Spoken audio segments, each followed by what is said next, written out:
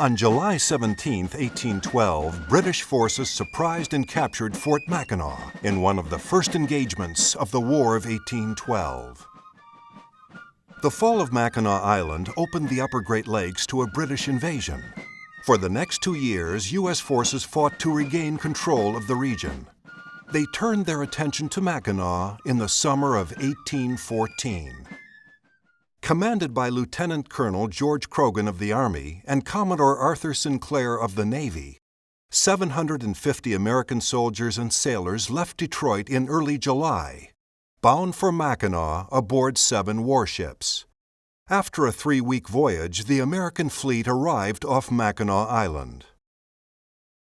Sinclair's warships first attempted to bombard the fort, but were unsuccessful due to the fort's height above the water.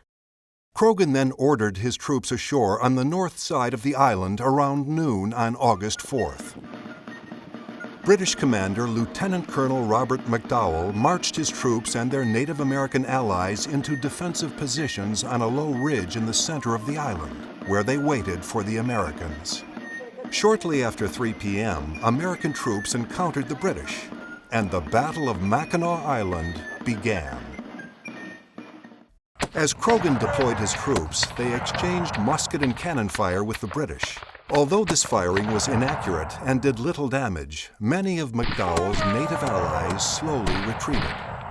McDowell also received false reports that the American warships were moving to attack Fort Mackinac, forcing him to temporarily withdraw some of his troops. Just after 4 p.m., Croghan ordered his second-in-command, Major Andrew Holmes, to attack the British left flank with nearly half of the American troops. As they moved towards the British, these troops were ambushed by native warriors who had remained in the woods. Holmes was killed instantly, and several other men were severely wounded.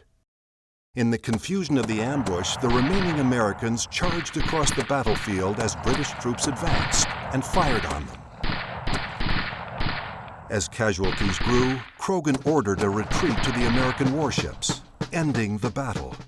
McDowell and his men had successfully defended Mackinac Island.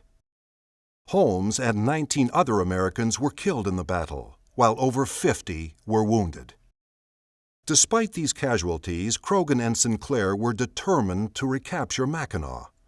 After destroying the Nancy, the only British supply ship on Lake Huron, Sinclair left 2 of his warships, the Tigress and Scorpion, to blockade Mackinac Island.